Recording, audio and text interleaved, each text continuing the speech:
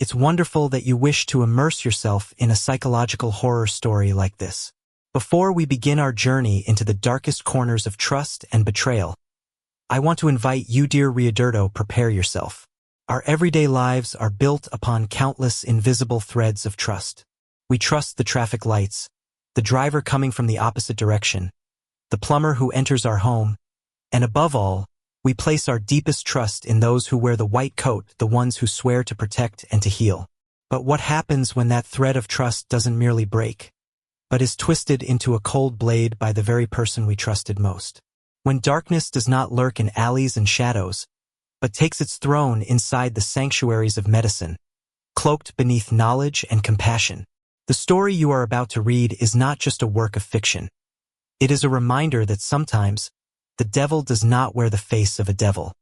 Together, we will follow the trail of a predator disguised as a Saviora doctor whose name once symbolized hope, but became a silent nightmare. Be prepared, for this journey will carry you through a storm of emotions. From outrage to horror, to the deepest fear of the true nature of evil. If you are ready to uncover this story, then let us turn the first page together. We will search for the truth no matter how terrifying it may be. The hallowed halls of St. Jude's Medical Center in Sterling City, New York, hummed with the familiar symphony of life and death, a constant interplay of beeping monitors, hushed voices, and the rhythmic scrub of shoe soles against polished linoleum. It was a place where miracles were often woven from sterile thread and gleaming steel, a bastion of hope presided over by men and women of unparalleled skill and dedication. And at the apex of this revered institution stood Dr. Elias Thorne, a cardiac surgeon whose reputation preceded him like a halo. Dr. Thorne was, in every conceivable metric, a titan. His hands, long and elegant, were said to possess an almost preternatural precision, navigating the intricate labyrinth of the human heart with the grace of a virtuoso. His success rate in complex bypasses and valve replacements bordered on the legendary, drawing patients from across the globe and solidifying St. Jude's position as a leading cardiac facility. Beyond his surgical prowess, Thorne possessed an undeniable charisma. His smile, though infrequent, was warm and reassuring. His gaze direct and piercing, yet capable of conveying profound empathy. He moved with an aura of quiet authority, his silvering temples and sharp, aquiline nose lending him an air of distinguished wisdom that commanded respect from colleagues and instant trust from patients and their anxious families. Nurse Clara Vance, a veteran of the intensive care unit with nearly 2 decades of experience, had initially idolized Dr. Thorne. She, like many others, saw him as a medical deity, an embodiment of everything good and noble about her demanding profession. She'd assisted him countless times, handing him instruments during the controlled chaos of the operating room, meticulously monitoring his post-op patients in the critical hours that followed. Yet, in the last 6 months, a subtle, insidious unease had begun to creep into Clara's perception of the esteemed surgeon. It started as a whisper in the back of her mind, an unquantifiable discord in the otherwise harmonious rhythm of the ICU. It began with the deaths. Not the expected ones, the grim inevitabilities that came with patients suffering from terminal conditions or severe surgical complications. No, these were different. These were patients who were, by all accounts, recovering well. Mrs. Eleanor Henderson, an 82-year-old with a successful double bypass, had been laughing with her grandchildren just hours before. Her vitals had been stable, her color good. Then, a sudden, precipitous decline, a rapid cascade of organ failure that baffled the residents and even perplexed the attending physicians who reviewed her chart. Dr. Thorne had pronounced her time of death, his voice calm, regretful, and utterly convincing as he attributed it to an unforeseen, aggressive post-operative infection. Clara remembered the way he had glanced, almost imperceptibly, at the empty 4-bag hanging above Mrs. Henderson's bed, a fleeting shadow in his eyes before he turned to offer solace to the grieving family. It was a detail so minor, so quick, that she had dismissed it as her own overactive imagination, a byproduct of the relentless stress of the ICU. But then came Mr. Arthur Finch, a robust 67-year-old suffering from congestive heart failure, who had undergone a complex but ultimately successful valve replacement. His recovery trajectory had been textbook. He was due for transfer out of the ICU within 24 hours. Clara had been on shift when the code blue alarm shrieked. She rushed into Finch's room to find Dr. Thorne already there, performing compressions with a practiced, almost mechanical efficiency. Despite his efforts, Finch was gone. Cause of death: sudden cardiac arrest. Unexplained. Dr. Thorne had simply shaken his head, a somber mask on his face, citing the inherent unpredictability of severe cardiac conditions. This time, Clara noticed a faint, almost clinical scent on Dr. Thorne's scrubs, a scent she couldn't quite place, but one that seemed out of sync with the usual hospital odors of antiseptic and coffee. Another flicker of doubt. These incidents, isolated at first, began to form a disturbingly irregular pattern. 3, then 5, then 7 patients under Dr. Thorne's direct care, patients who had been recovering, or whose conditions, while serious, were not immediately life-threatening, experienced sudden, unexplainable declines, invariably leading to death. Each time, Dr. Thorne was either present or arrived remarkably quickly, his pronouncements of death followed by a meticulously detailed, yet ultimately inconclusive, entry in the patient's chart. The causes varied: fulminant sepsis, unforeseen cardiac event, acute respiratory distress syndrome refractory to treatment. All plausible, all within the realm of possibility in critical care, but the sheer clustering around one surgeon, one who usually produced unparalleled outcomes, began to gnaw at Clara. She started to keep a mental tally. Then, cautiously, a small, discreet notebook tucked away in her locker. She cross-referenced patient charts, looking for commonalities. The specific shifts she worked with Thorne, the medications administered, the timing of the sudden declines. Her findings were frustratingly vague. No obvious smoking gun. Thorne's orders were always precise, his interventions medically sound. But her gut, that seasoned intuition honed over years of watching patients cling to life or slip away, screamed that something was wrong. Miles Corbin was a man who understood shadows. As a detective in the Sterling City Police Department's Homicide Division, his life was a tapestry woven with human darkness. He'd seen the worst of humanity, the brutal, the senseless, the calculated. At 48, with a perpetually tired set to his eyes and a stubborn streak that often grated on his superiors, Corbin was known for his tenacity. He was the kind of detective who saw the loose thread and wouldn't rest until he'd unraveled the whole damn sweater. His current case, initially, seemed far removed from the cold, clinical world of St. Jude's. It involved the death of a seemingly healthy, middle-aged man, Robert Chun, found slumped in his apartment. Initial reports suggested a heart attack. No signs of forced entry, no struggle, no apparent foul play. A routine natural death referral for the medical examiner. But something about the ME's preliminary findings nagged at Corbin. Dr. Anya Sharma, a sharp, no-nonsense pathologist Corbin respected, had noted unusually high levels of potassium in Chen's blood, alongside a perplexing lack of clear coronary artery disease that would justify a sudden, massive cardiac event. Chen was also a recent patient at St. Jude's, having undergone a relatively minor elective procedure a week prior for an atrial fibrillation ablation, performed by a renowned cardiac surgeon, Dr. Elias Thorne. Corbin filed the information away. Chen's death, while slightly unusual, wasn't screaming murder. Yet the seed was planted. He started digging deeper into Chen's medical history, something he wouldn't normally do for a natural causes case. He visited St. Jude's, navigating the labyrinthine corridors with the grim determination of a man searching for a ghost. He met with Dr. Thorne briefly, ostensibly to gather background information on Chen's post-operative recovery. Thorne had been polite, professional, and utterly unhelpful, reiterating the common risks of cardiac procedures. Sometimes, detective, the body simply fails, even after the most successful intervention. It is the cruel reality of our work. His voice had been smooth, his composure unshakable. Too unshakable, perhaps. Back at the precinct, Corbin pulled up the public records for St. Jude's. He cross-referenced the names of other patients who had died unexpectedly in the past 6 months, focusing on those who had undergone cardiac procedures. The list was longer than he expected. Not alarming, per se, for a major hospital, but enough to hold his attention. Most of the deaths were clearly attributable to known complications.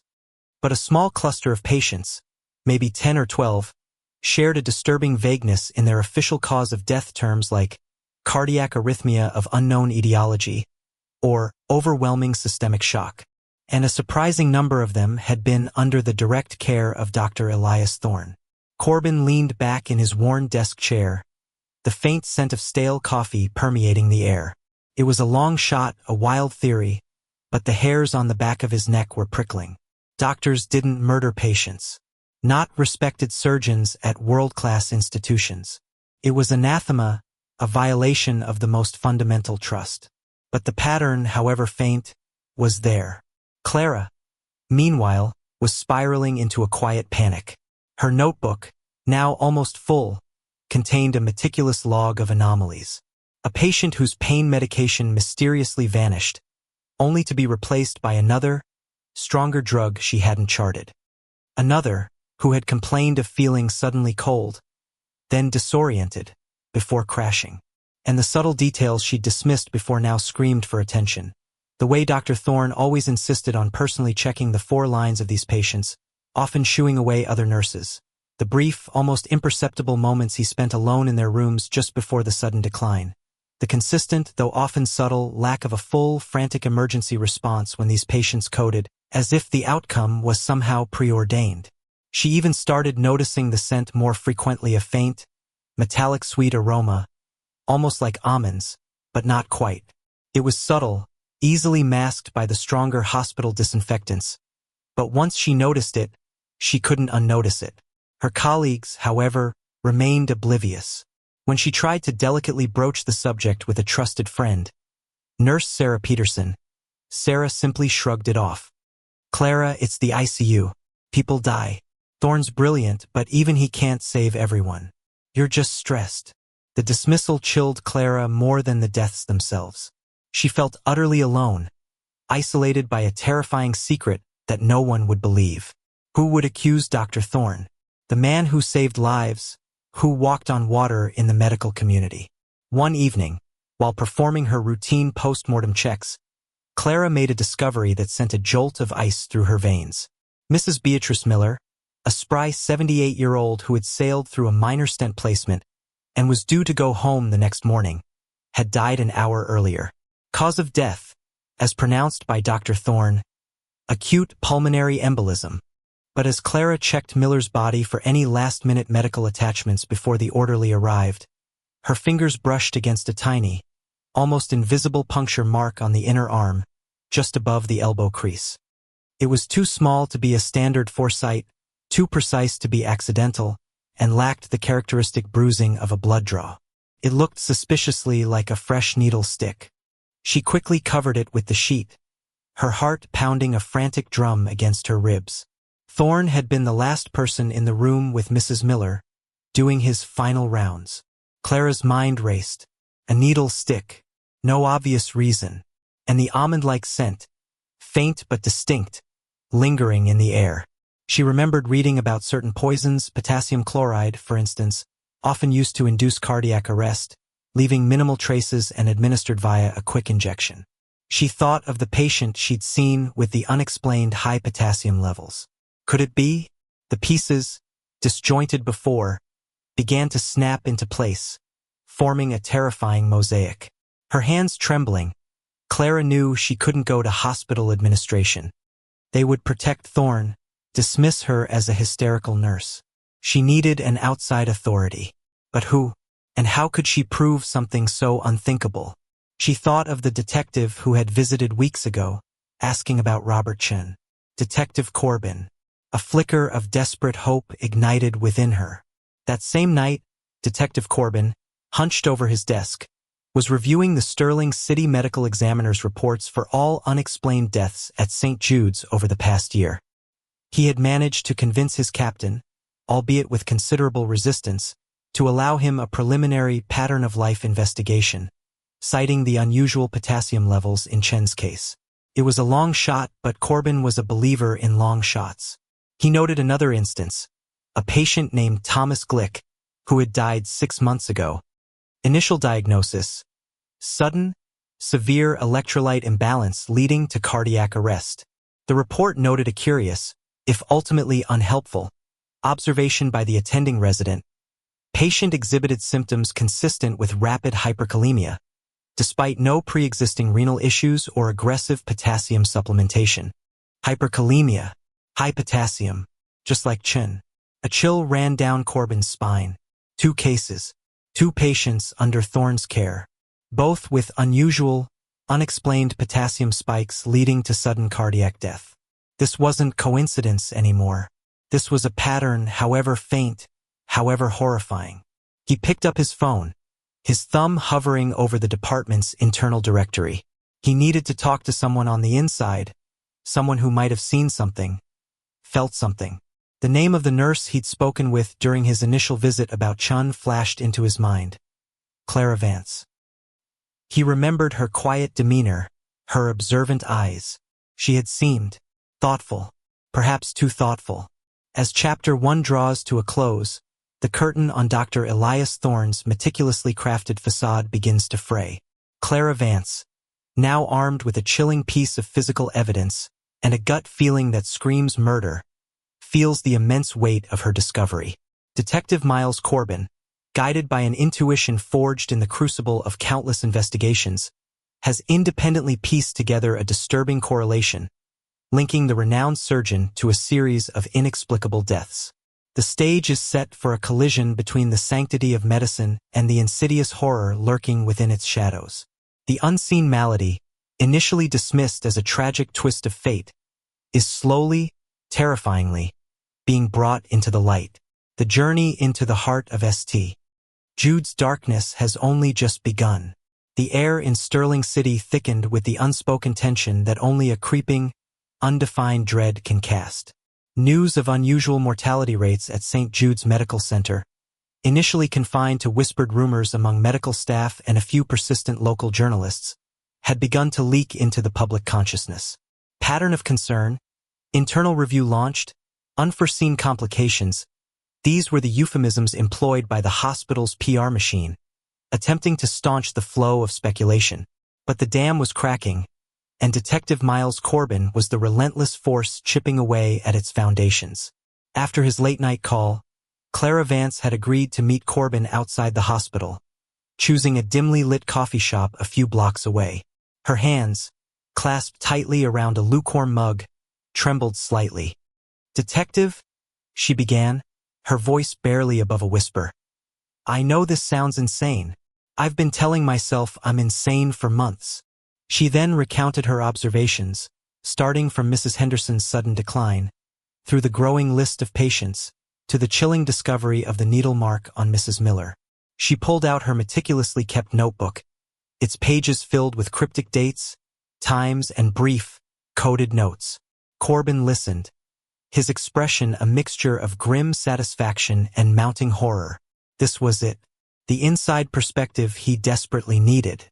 He showed her the medical examiner's reports on Robert Chun and Thomas Glick, highlighting the hyperkalemia. "Do you think potassium chloride?"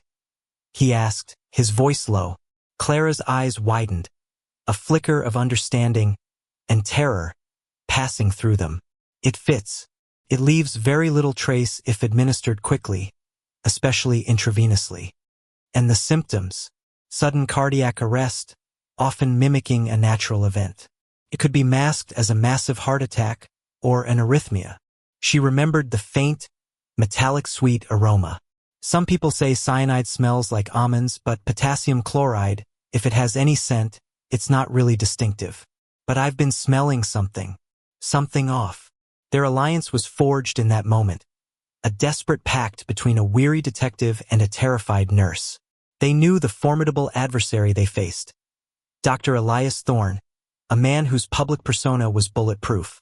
Accusing him would be akin to accusing the Pope. Corbin immediately pushed his findings up the chain, presenting his captain, Lieutenant Harding, with Clara's testimony, the pattern of deaths, and the specific details of hyperkalemia in 2 cases. Harding, a man who preferred clear-cut cases and avoided political landmines, was deeply skeptical. "Corbin, you're telling me a world-renowned cardiac surgeon is a serial killer? Do you have any hard evidence? Any smoking gun? We have a pattern, Lieutenant, Corbin insisted, and a credible witness with direct observation. We need to get a warrant to exhume these bodies, run specific toxicology. Harding sighed, rubbing his temples. Exhumations are messy, Corbin. They alert the media, stir up public outrage. And if you're wrong, if Thorne is clean, this department will be crucified. St. Jude's is a powerful institution. We need more. Despite the resistance, Corbin received grudging permission to conduct a preliminary, highly discreet inquiry. He mobilized a small team, including Detective Sarah Jenkins, a sharp, tech-savvy detective with a knack for data analysis. Their first task, to build a more robust statistical model of mortality rates at St. Jude's, specifically focusing on patients under Thorne's care compared to other cardiac surgeons. Meanwhile, Thorne, seemingly oblivious to the tightening noose, continued his work with the same unruffled competence. But beneath the calm facade, a subtle shift was occurring. He had begun to feel a thrill, a heightened sense of invincibility. The quiet vigilance of Clara Vance had not gone unnoticed by his keen eyes. He observed her, the slight hesitation in her movements, the way her gaze sometimes lingered on him, a question in her eyes. He filed it away, an interesting variable in his elaborate game. His motivations had evolved, growing darker, more complex. What began as a twisted form of mercy, a decision to liberate patients he deemed beyond genuine recovery, or those he saw as possessing an inferior genetic makeup, had morphed into a perverse exercise of power. He saw himself as a shepherd of humanity, pruning the weak, correcting the imperfect.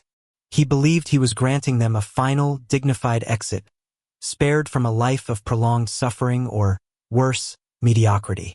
The subtle scent Clara perceived, the faint metallic sweetness, was sometimes the residual trace of a carefully selected, untraceable sedative he used to ensure his patients were completely unresponsive before delivering the final, silent injection.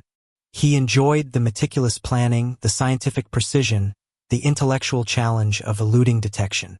He was a god in his operating room and now a god in the recovery ward. Clara's days at St. Jude's became a tightrope walk over an abyss.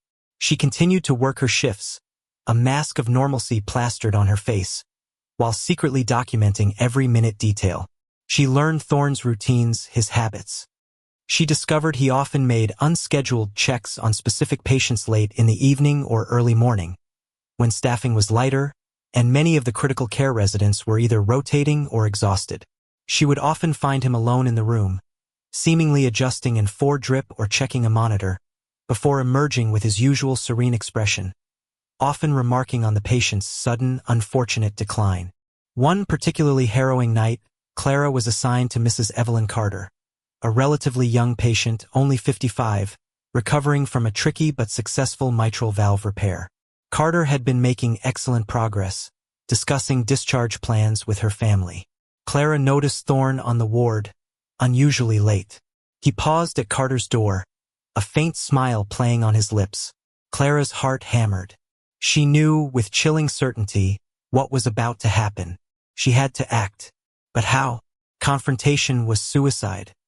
Alerting security would simply lead to Thorne's indignation and her dismissal. Thinking quickly, she invented an urgent, fabricated medication error in the adjacent room, calling for Thorne's immediate assistance. Dr. Thorne, quick! Mr. Davison's potassium levels are dangerously low. I think I might have misread the chart for his last dose. Thorne, ever the perfectionist, frowned. Low potassium? That's highly unusual. What did you administer? He followed her, annoyance plain on his face, momentarily distracted from Mrs. Carter. The diversion worked.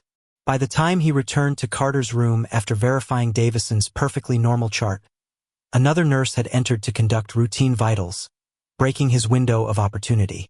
Mrs. Carter survived the night, oblivious to the grim fate she had narrowly escaped. Clara felt a surge of cold relief, mixed with the terrifying realization of how close she had come to failure, and how dangerous her covert mission was becoming. Corbin's team, using their data analysis, found alarming statistical anomalies. while St. Jude's overall mortality rate was within acceptable limits for a major cardiac center. The specific mortality rate for patients under Dr. Thorne's direct care who were initially stable or recovering post-procedure was significantly higher than that of his peer surgeons. It wasn't a smoking gun, but it was a brightly flashing neon sign pointing directly at Thorne. They also found a disproportionate number of unexplained cardiac arrest or acute electrolyte imbalance diagnoses in Thorne's patient charts compared to others. The next step was exhumation.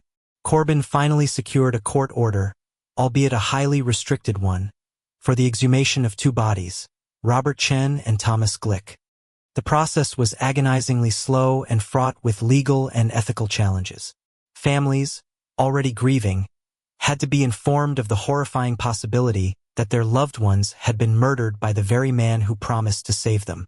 The media, catching wind of the court order, descended like vultures, their cameras flashing, their headlines screaming. St. Jude's under scrutiny. Surgeon linked to patient deaths? The hospital administration was in chaos. Dr. Evelyn Reed, the chief of staff, a woman whose career was built on maintaining St. Jude's impeccable reputation, publicly condemned the unsubstantiated claims and irresponsible journalism, vowing full cooperation with authorities while simultaneously launching an internal investigation designed to find fault anywhere but with Thorne. She held a press conference, standing shoulder to shoulder with a grim-faced Dr. Thorne, who maintained his composure with chilling professionalism.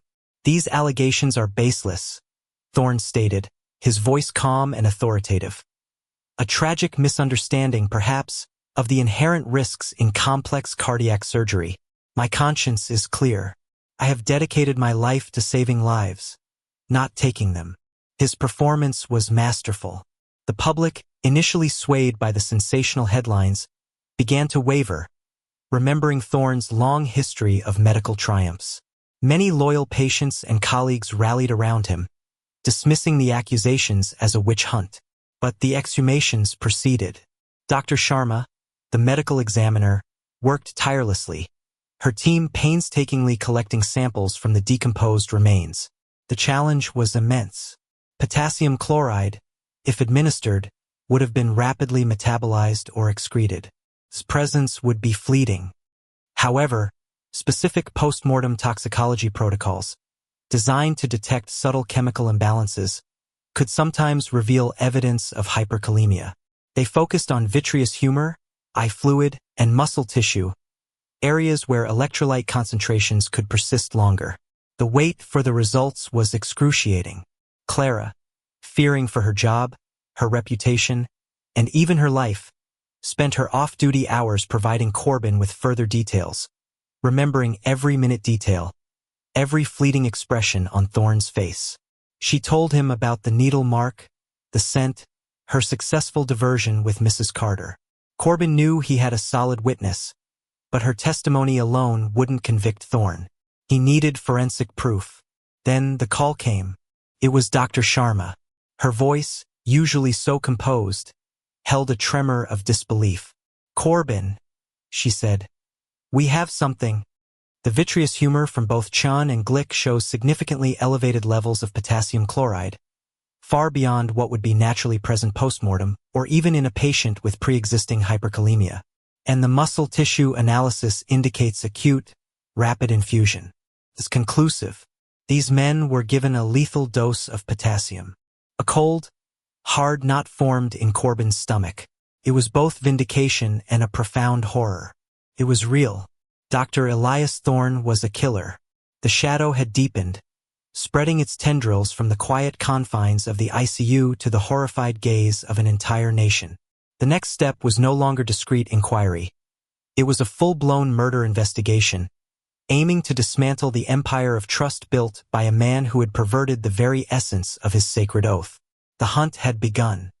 The esteemed surgeon was about to become the most wanted man in America, a symbol of the ultimate betrayal. The news struck Sterling City, and then the entire nation with the force of a thunderclap. The forensic reports from the exhumations of Robert Chen and Thomas Glick were made public. Clear evidence of lethal potassium chloride poisoning. The prestigious St. Jude's Medical Center, a beacon of healing, was now the epicenter of a chilling murder investigation. And the target? Dr. Elias Thorne, the celebrated cardiac surgeon, was identified by the Sterling City Police Department as their primary suspect. The headlines screamed, "Angel of Death," "The Surgeon's Betrayal," "Trust Under the Knife."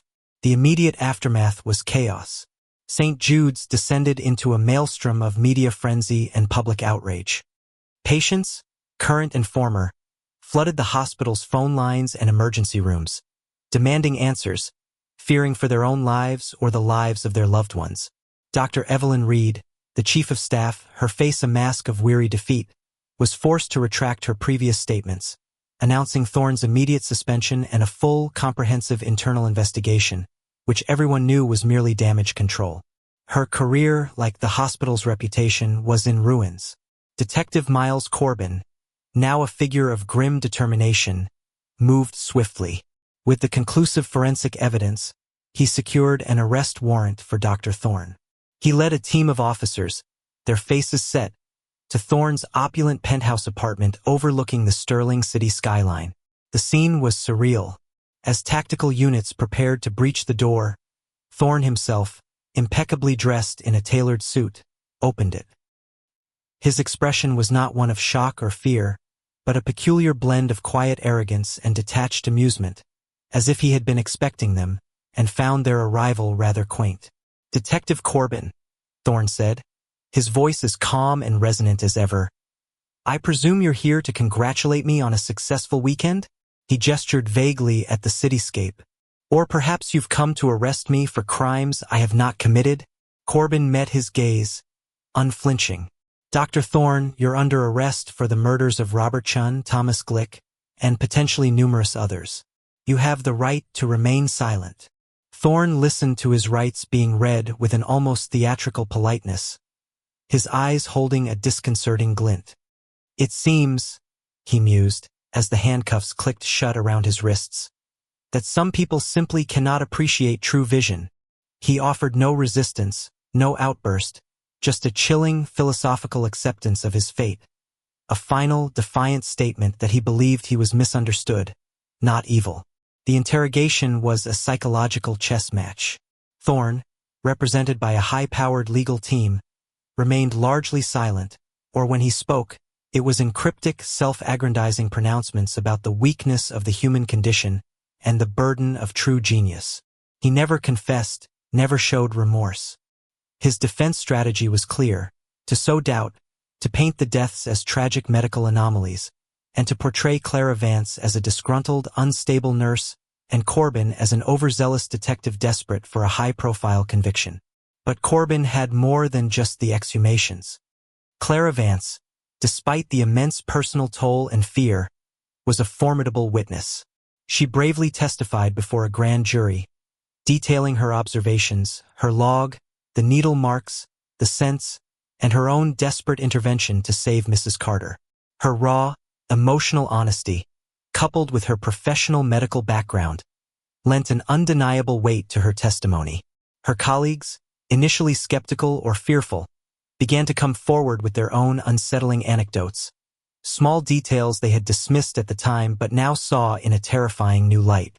The grand jury handed down a staggering 37 indictments for murder and aggravated assault, encompassing not only Chun and Glick but a long list of patients whose deaths, under renewed scrutiny, were now deemed highly suspicious. The number was horrifying, a testament to the extent of Thorne's calculated reign of terror. The trial of Dr. Elias Thorne became a national spectacle. Every news channel covered it, every talk show dissected it. The courtroom was packed daily with journalists, legal experts, and stunned citizens. The prosecution meticulously built its case, parading expert witnesses who explained the undetectable nature of potassium chloride poisoning, the statistical anomalies in Thorne's patient mortality rates, and the ethical violations inherent in his actions. They presented compelling timelines, showing Thorne's presence in the rooms of the victims just before their rapid declines. Clara Vance was the star witness. Her testimony was agonizing, reliving months of fear and moral torment. "He was supposed to heal," she choked out, tears streaming down her face. "He was supposed to save them. He was supposed to be the best of us." Her words resonated deeply, articulating the profound betrayal felt by a society that had placed its unwavering faith in a man of medicine.